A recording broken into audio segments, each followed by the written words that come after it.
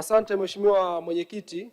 Katika wilaya ya Kakonko, barabara kuu inayopita katikati ya mji ina taa chache sana za barabarani, ziko takriban taa 20 peke yake. Ni upi sasa mpango wa serikali wa kuhakikisha tunaongeza taa za barabarani katika mji wa Kakonko? Asante. Majibu Mheshimiwa Naibu Waziri. Asante Mheshimiwa Mwenyekiti. Mheshimiwa Mwenyekiti, nakubaliana na Mheshimiwa Mbunge.